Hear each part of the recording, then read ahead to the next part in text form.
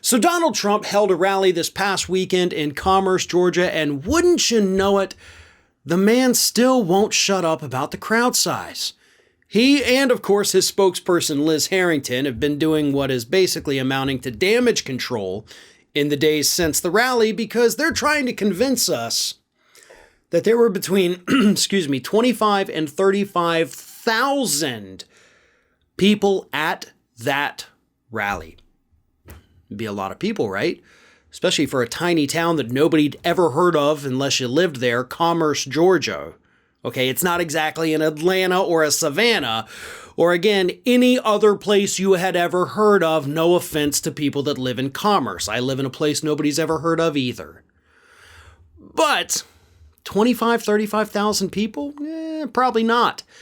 And we can assume that based on the photographs, the videos, and of course the reporters who were there at the rally that said that at most you probably had about 5,000 people there.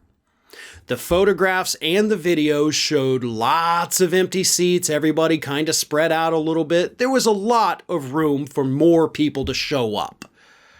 And that was one of the biggest takeaways from that rally. So, of course, Donald Trump, who believes in nothing more than size matters, has been out there, along with his spokesperson Liz Harrington on Twitter, trying to convince us that, oh no, these people are lying, they're all fake news, the place was packed, we had 35,000 people in this arena. But you didn't. People lie. Photographs, on the other hand, it's a lot harder to lie about those, right? We have the evidence. It was a sparsely attended rally because people just didn't give a crap what Donald Trump had to say. And even bringing in the big heavy hitters, right? He had Herschel Walker, he had Matt Gaetz, he had Marjorie Taylor Greene. Even then, Donald Trump still couldn't, draw out the right-wing crazies like he used to. In fact, according to these estimates, if they are correct, about 5,000 people, this would be one of Donald Trump's smallest rallies ever. Literally ever. One of the smallest ones he has ever done. And for a guy who values his own self-worth based on that crowd size, that's got to be a pretty big blow to the ego, right? So that's what it is. But the big question, of course, is not how many people were there. It's why were there so many empty seats? Right? Why was it so poorly attended? And I think the answer is because, to a degree, people are just sick of it. Even some of Donald Trump's most ardent supporters right now understand that, okay, yeah, we can go see him speak, but we know we're just going to hear the same crap over and over. He's going to bitch and moan about the election. He's going to tell us Joe Biden is incompetent. He's going to go off on a couple of riffs on people that he's mad at. He's going to attack the people who didn't overturn the election. He's going to go after Mitch McConnell. And wouldn't you know it, folks, he did all of those things. Every one of them.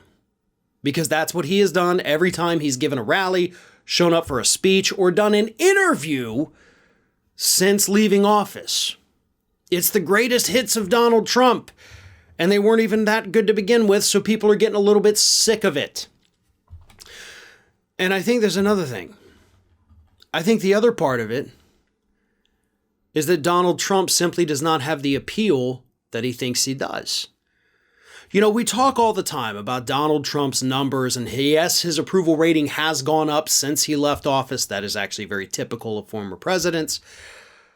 But when it comes down to it, those numbers, a subset of a subset of a subset, aren't as big in practice as people would think. Not to mention, again, no offense to Commerce, Georgia, you picked a very small area, an obscure area for people to go to. Why don't you do it in Dallas? Why don't you do another one in Orlando? Hell, why didn't you do it in Atlanta if you wanted to keep it in Georgia?